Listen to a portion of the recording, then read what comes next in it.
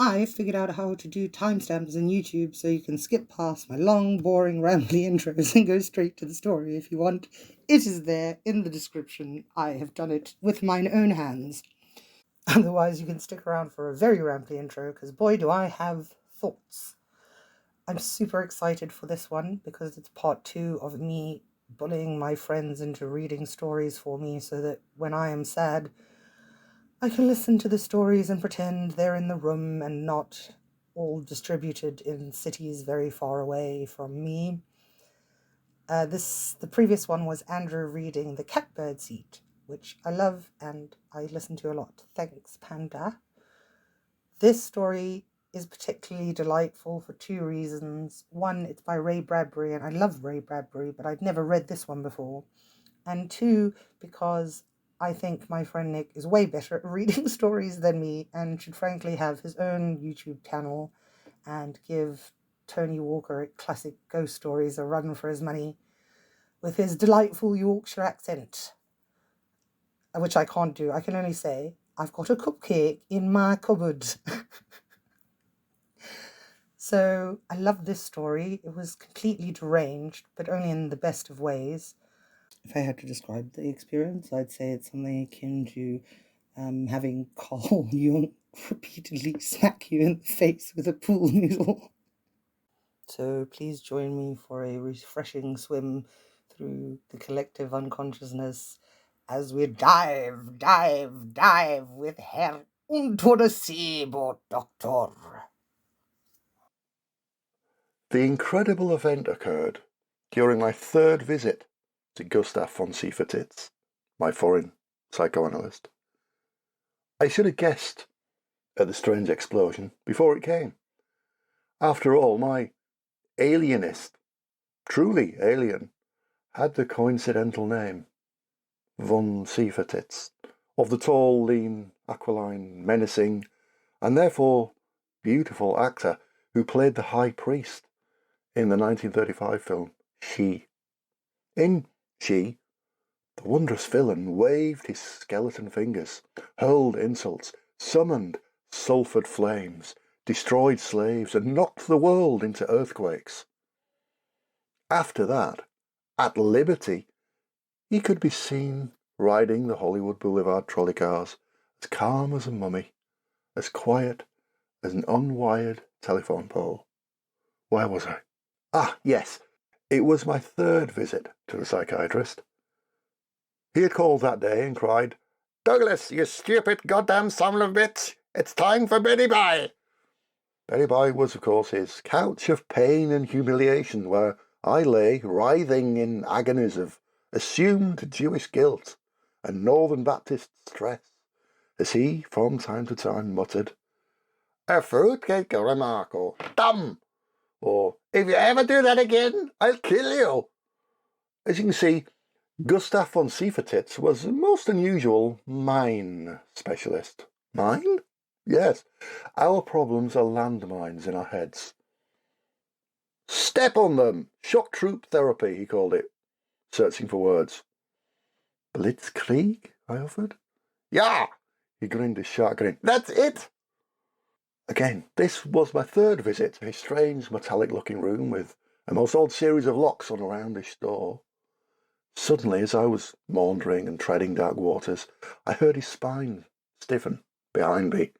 He gasped a great death rattle, sucked air, and blew it out in a yell that curled and bleached my hair. "Dive! Dive!" I dove. Thinking that the room might be struck by a titanic iceberg, I fell to scuttle beneath the lion-claw-footed couch. "Dive!" cried the old man. "Dive?" I whispered and looked up. To see a submarine periscope, all polished brass, slide up to vanish in the ceiling. Gustav von Sievertitz stood, pretending not to notice me, the sweat-oiled leather couch, or the vanished brass machine. Very calmly, in the fashion of Conrad Veidt in Casablanca, or Erich von Stroheim, the manservant in Sunset Boulevard, he lit a cigarette and let 2 calligraphic dragon plumes of smoke write themselves. His initials? on the air. You were saying? He said. No, I stayed on the floor. You were saying, dive? I did not say that, he purred. Beg pardon. You said very clearly, dive. Not possible. He exhaled 2 more scrolled dragon plumes. You hallucinate them. Why do you stare at the ceiling? Because, I said, unless I'm further hallucinating, buried in that valve lock up there's a 9-foot length of German Leica brass periscope. This boy is incredible, listen to him, muttered von Sievertitz to his alter ego, which was always a third person in the room when he analysed. When he was not busy exhaling his disgust with me, he tossed asides at himself. How many martinis did you have at lunch? Don't hand me that, von Sievertitz. I know the difference between a sex symbol and a periscope. That ceiling, 1 minute ago, swallowed a long brass pipe, yes? Von Sievertitz glanced at his large, 1-pound size Christmas watch, saw that I still had 30 minutes to go, sighed, threw his cigarette down and squashed it with a polished boot, and then clicked his heels. Have you ever heard the whack when a real pro like Jack Nicklaus hits a ball? Bam! A hand grenade. That was the sound my Germanic friend's boots made as he knocked them together in a salute. Crack! Gustav Mannerheim Auschlitz von Sievertitz, Baron Waldstein, at your service, he lowered his voice. Unterderseaboat. I thought he might say Doktor, but Unterderseaboat, Captain. I scrambled off the floor. Another crack, and the periscope slid calmly down out of the ceiling. The most beautiful Freudian cigar I had ever seen. No, I gasped. Have I ever lied to you? Many times. But, he shrugged, little white ones. He stepped to the periscope, slapped 2 handles in place, slammed one eye shut, crammed the other angrily against the viewpiece, turning the periscope in a slow roundabout of the room, the couch, and me. Fire 1, he ordered. I almost heard the torpedo leave its tube. Fire 2, he said. And a second, soundless and invisible bomb motored on its way to infinity. Struck midships, I sank to the couch. You, I said mindlessly. I pointed at the brass machine. This, I touched the couch. Why? Sit down, said von Sievertitz. I am. Lie down. I'd rather not, I said uneasily. Von Sievertitz turned the periscope so its topmost eye, naked at an angle, glared at me. It had an uncanny resemblance, in its glassy coldness, to his own fierce hawk's gaze. His voice, from behind the periscope, echoed. So, you want to know how Gustav von Sievertitz, Baron Waldstein, suffered to leave the cold ocean depths, depart his dear North Sea ship, flee his destroyed maiden fatherland to become the Unterderseaboat Doktor? And now that you mention... I never mention! I declare, and my declarations are seabell commands. So I noticed. Shut up! Sit back! It's not just now, I said uneasily. His heels knocked as he led his right hand, spider, to his topcoat pocket and slipped forth. He had a 4th eye with which to fasten me, a bright, thin monocle, which he screwed into his stare as if decupping a boiled egg. I winced, for now the monocle was part of his glare and regarded me with cold fire. Why the monocle? Idiot! It's to cover my good eye so the night eye can see, and my intuition is free to work. Oh, I said. And he began his monologue, and as he talked I realised his need had been pent up, capped, for years. So he talked on and on, forgetting me. And it was during this monologue that a strange thing occurred. I rose slowly to my feet as the Herr Doktor von Sievertitz circled his long, slim cigar, printing smoke cumuli on the air, while he read like white Rorschach plots.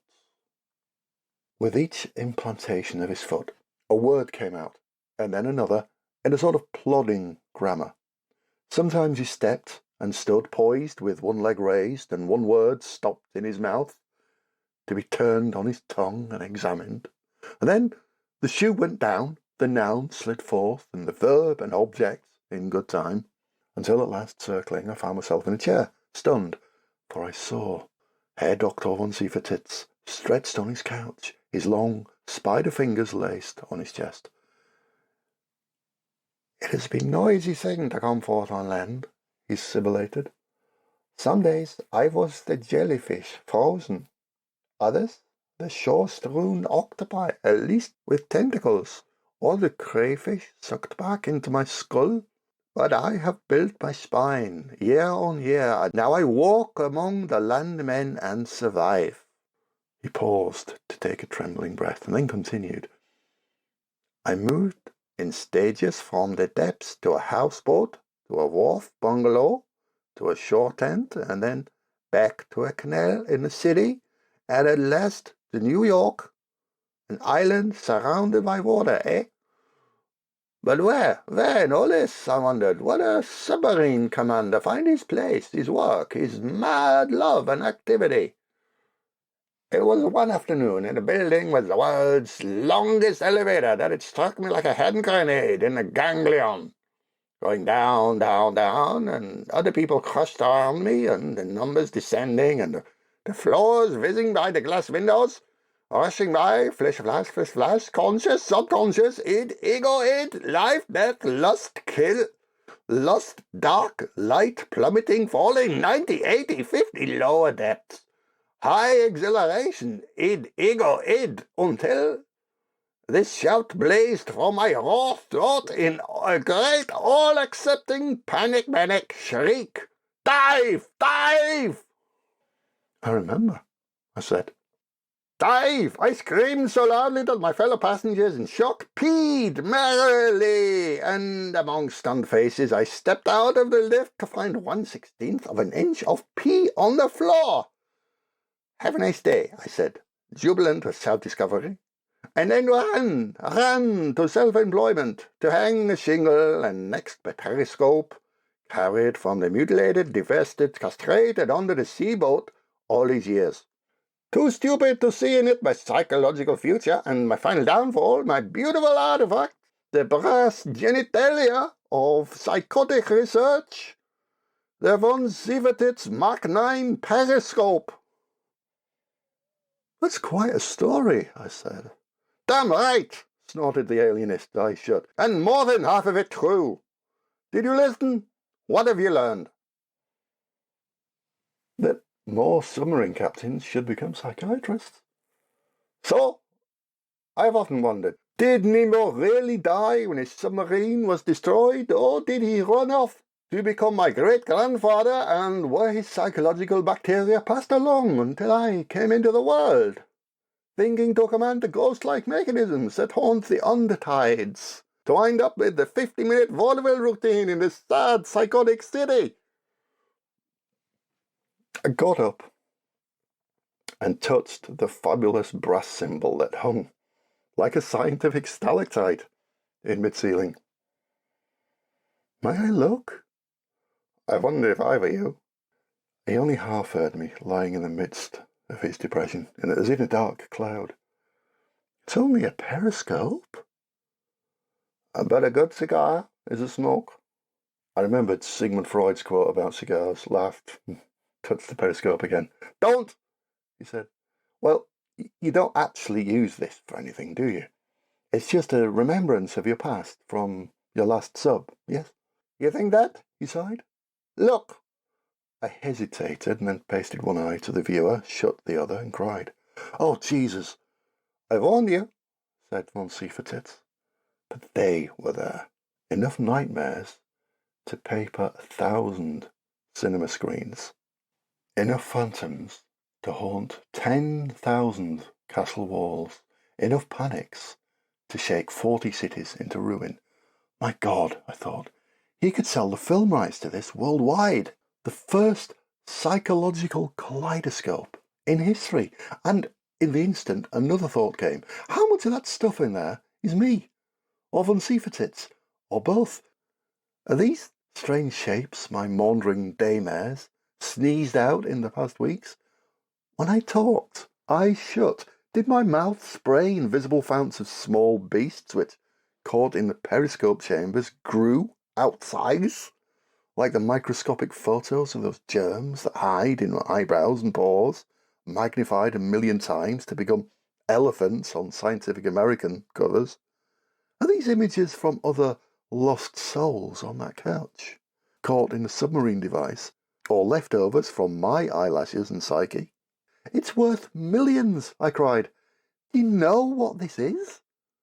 Collected spiders, Gila monsters, trips to the moon without gossamer wings, iguanas, toads out of bad sisters' mouths, diamonds out of good fairies' ears, crippled shadow dancers from Bali, cut-string puppets from Geppetto's attic, little boy statues that pee white wine, sexual trapeze performers, alley-oop, obscene finger pantomimes, evil clown faces, gargoyles that talk when it rains and whisper when the cloud rises, basement bins full of poisoned honey, dragonflies that sew up every 14-year-old's orifices to keep them neat until they rip the sutures, aged 18.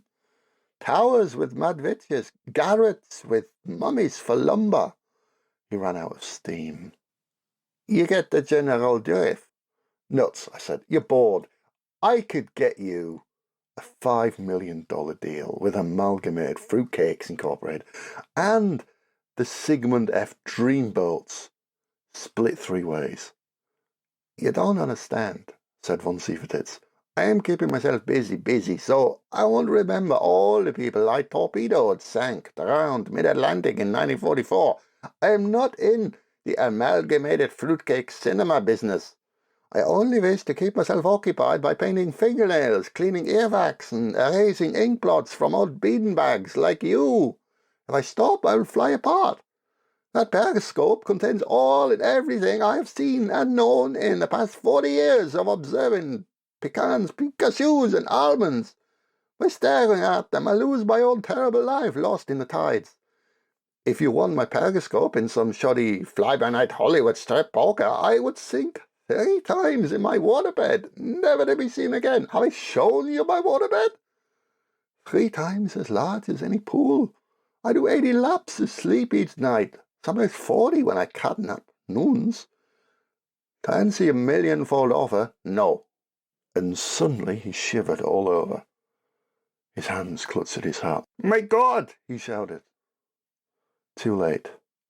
He was realizing he had let me step into his mind and life. Now he was on his feet, between me and the periscope, staring at it and me as if we were both terrors. You saw nothing in that, nothing at all. I did. You lie. How could you be such a liar? Do you know what would happen if this got out, if you ran around making accusations? My God, he raved on. If the world knew, if someone said... His words gummed shut in his mouth, as if he were tasting the truth of what he said, as if he saw me for the first time and I was a gun fired full in his face. I would be left out of the city. Such a goddamn ridiculous... Hey, wait a minute. You. It was as if he'd slipped a devil mask over his face. His eyes grew wide. His mouth gaped. I examined his face and saw murder. I sidled towards the door. You wouldn't say anything to anyone, he said. No? How come you suddenly know everything about me? You told me. Yes, he admitted, dazed, looking round for a weapon. Wait. If you don't mind, I said, I'd rather not. And I was out the door and down the hall, my knees jumping to knock my jaw. Come back, cried von Sievertits behind me. I must kill you. I was afraid of that. I reached the elevator first, and by miracle it flung wide its doors when I banged the down button. I jumped in. Say goodbye, cried von Sievertits, raising his fist as if it held a bomb. Goodbye, I said, and the door slammed. I did not see von Sievertits again for a year. Meanwhile, I dined out often, not without guilt, telling friends and strangers on street corners of my collision where the submarine commander become phrenologist, he who feels your skull to count the beans. So, with my giving one shake of the ripe fruit tree, nuts fell overnight. They brimmed the Baron's lap to flood his bank account. His grand slam will be recalled at a century's end. Appearances on Phil Donahue, Oprah Winfrey, Geraldo, in one single cyclonic afternoon with interchangeable hyperboles, positive, negative, positive every hour. There were von Sievertit's laser games and duplicates of his submarine telescope. There were von Sievertit's laser games and duplicates of his submarine periscope sold at the Museum of Modern Art and the Smithsonian. With a superinducement of $500,000, he force-fed and easily sold a bad book. Duplicates of the animalcules, lurks, and curious critters trapped in his brass viewer arose in pop colouring books, paste-on tattoos, and ink-pad rubber-stamp nightmares at Beasts R Us. I had hoped that all this would cause him to forgive and forget. No. One noon, a year and a month later, my doorbell rang, and there stood Gustav von Sievertitz, Baron Waldstein, tears streaming down his cheeks. "How come I didn't kill you that day?" he mourned. "You didn't catch me," I said. "Oh, yeah, that was it." I looked into the old man's rain-washed, tear-ravine face. "Who died?" "Me. Or is it I? Ah, the hell with it. Me. You see before you," he grieved, "a creature who suffers from the Rumpelstiltskin syndrome." Rumpelstiltskin. Two halves with a rip from chin to fly. Yank my forelock, go ahead. Watch me fall apart at the seam, like zipping a psychotic zipper. I fall, through Herr Dr. Admirals for the sick price of one. And which is the doctor who heals, and which the sellout bestseller Admiral? It takes 2 mirrors to tell, not to mention the smoke. He stopped and looked around, holding his head together with his hands. "Can't you see the crack? Am I splitting again to become this crazy sailor who desires richness and fame, being sieved through the hands of crazed ladies with ruptured libidos? Suffering catfish, I call them. But take the money, spit and spend. You should have such a year. Don't laugh." "I'm not laughing." "Then cheer up while I finish. Can I lie down? Is that a couch? Too short. What do I do with my legs?" "Sit side saddle." Von Sievertitz laid himself out with his legs draped over one side. "Hey, not bad. Sit behind. Don't look over my shoulder. Avert your gaze. Neither smirk nor pull long faces as I get out the crazy glue and paste a rumble back with the stillskin. The name of my next book. God help me. Damn you to hell. You and your damn periscope." "Not mine. Yours. You wanted me to discover it that day. I suppose you've been whispering 'dive, dive' for years to patients, half asleep. But you couldn't resist the loudest scream ever. 'Dive!' That was your captain speaking, wanting fame and money enough to chuck a horse show." "God," murmured von Sievertitz. "I hate it when you're honest. Feeling better already. How much do I owe you?" He arose. "Now we go to kill the monsters instead of you." "Monsters?" "At my office, if we can get in past the lunatics." "You have lunatics outside as well as in now." "Have I ever lied to you?" "Often. But," I added, "little white ones." "Come," he said. We got out of the elevator to be confronted by a long line of worshippers and supplicants. There must have been 70 people strung out between the elevator and the Baron's door, waiting with copies of books by Madame Blavatsky, Krishnamurti, and Shirley MacLaine under their arms. There was a roar like a suddenly opened furnace door when they saw the Baron. We beat it on the double and got inside his office before anyone could surge to follow. "See what you've done to me?" von Sievertitz pointed. The office walls were covered with expensive teak panelling. The desk was from Napoleon's age, an exquisite empire piece worth at least $50,000. The couch was the best soft leather I'd ever seen, and the 2 pictures on the wall were originals, a Renoir and a Monet. My God, millions, I thought. Okay, I said. "The beasts, you said, you'll kill them, not me." The old man wiped his eyes with the back of one hand, then made a fist. "Yes," he cried, stepping up to the fine periscope which reflected his face, madly distorted in its elongated shape. "Like this, thus, and so. and before I could prevent, he gave the brass machine a terrific slap with his hand, and then a blow, and another, both fists, cursing, and then he grabbed the periscope as if it were the neck of a spoiled child, and throttled and shook it. I can't say what I heard in that instant. Perhaps real sounds, perhaps imagined tremblors, like a glacier cracking in the spring, or icicles in midnight. Perhaps it was a sound like a great kite, breaking its skeleton in the wind and collapsing in folds of tissue. Maybe I thought I heard a vast breath insucked, a cloud dissolving up inside itself.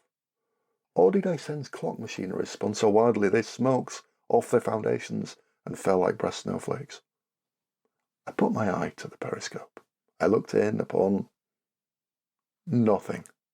It was just a brass tube with some crystal lenses and a view of an empty couch. No more.